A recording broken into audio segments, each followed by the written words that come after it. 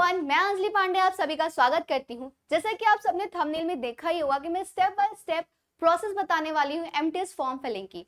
एक गलती से आप फॉर्म फिल नहीं कर सकते, आप दूसरे स्टेप पे जा ही नहीं सकते। और माना कि आपने फॉर्म फिल कर लिया, कहीं एक माइनर से मिस्टेक से आप सेंटर पे जाके वापस आ सकते हैं। और मान लिया कि वो माइनर मिस्टेक आपको पहले पता नहीं चला, आपने पूरा फॉर्म फिल कर लिया, एग्जाम दे दिया, एग्जाम में बैठ गए, कट ऑफ क्लियर भी कर लिया, तो आप डॉक्यूमेंट वेरिफिकेशन में छट सकते हैं। तो प्लीज इस वीडियो के आखिरी तक बने रहें। मैं एक एक स्टेप बहुत आसानी से, बहुत इजीली बताने वाली हूँ और सारे इंपॉर्टेंट डॉक्यूमेंट्स और सब कुछ इस वीडियो में आपको पता चलने वाला है। तो आप मेरे साथ इस वीडियो में लास्ट तक जुड़े रहें। स्टार्ट करते पहले आपको एसएससी ऐप डाउनलोड करना है। उस पर इस तरीके से कुछ खुल के आएगा। अगर आप ऐसे कैंडिडेट हैं जिसने एक बार एग्जाम दे चुका है, तो डायरेक्ट आप यहाँ पर अपना यूजर नेम रजिस्ट्रेशन जो आपको फर्स्ट उसमें मिला होगा वो फिल करना होगा। आपका जो पासवर्ड आपने लिखा होगा, पहले एग्जाम दिया होगा उसका पासवर्ड, और एक ये फिल करके आप नेक्स्ट स्टेप पे जा सकते हैं।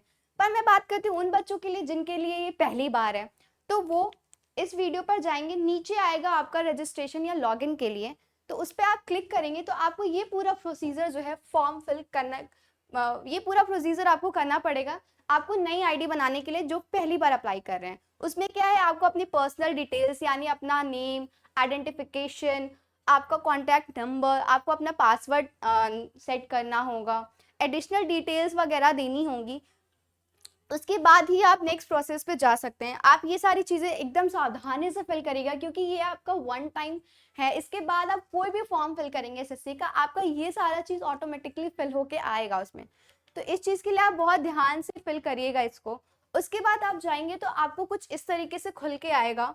उसमें क्या करना है, पहला तो आपको आधार से लिंक करना है, यानी आपका एसएससी पोर्टल जो है वो आधार से लिंक होना चाहिए। ये गवर्नमेंट ने इस साल निकाला है कि जो लोगों की आधार से लिंक नहीं है वो एग्जाम में नहीं बैठ सकते, वो फॉर्म फिल नहीं कर सकते हैं।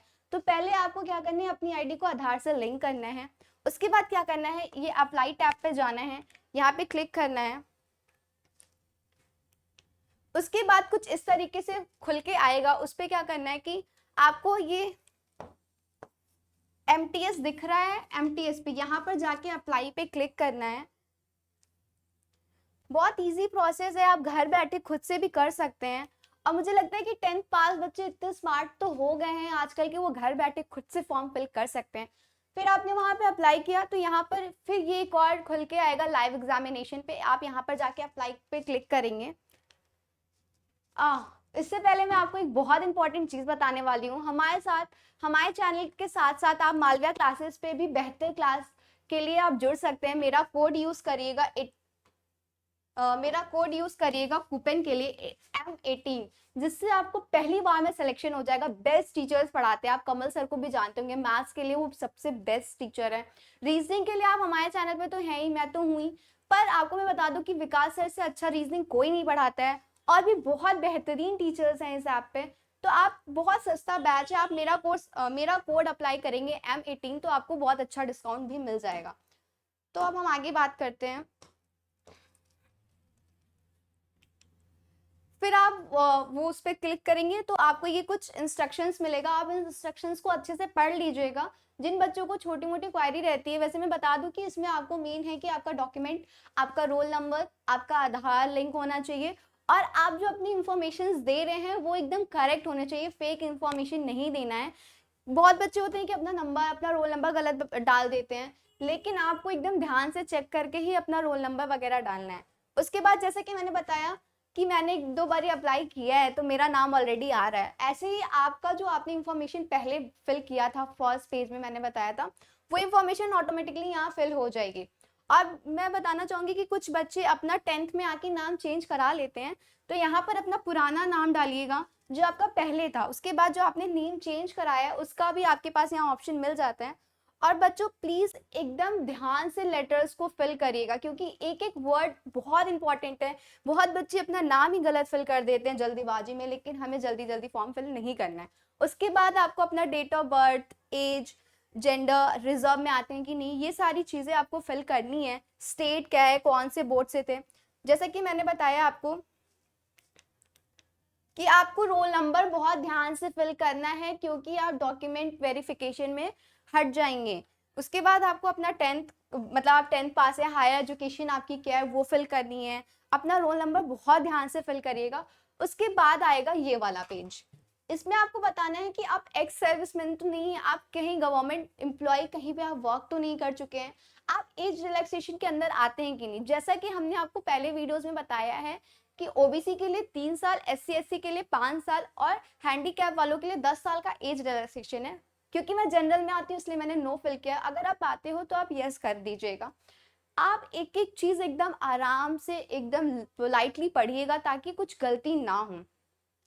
उसके बाद ये सारी चीजें आपको फिल करनी है। प्रेफरेंसेस, पहला प्रेफरेंस आप हमेशा अपने घर के पास ही रखिएगा। सेकेंड थर्ड मतलब प्रेफरेंसेस आप अपने अकॉर्डिंग फिल कर लीजिएगा।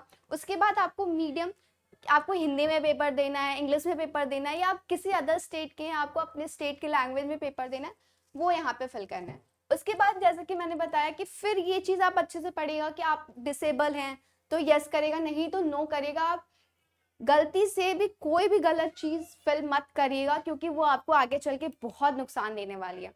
उसके बाद ये एक लिस्ट आएगी, इस लिस्ट में आपको बताया गया है कुछ पॉइंट्स दिए गए, जैसे कि 11 जो है 11 कोड है वो हवलदार चंडीगढ़ के लिए है।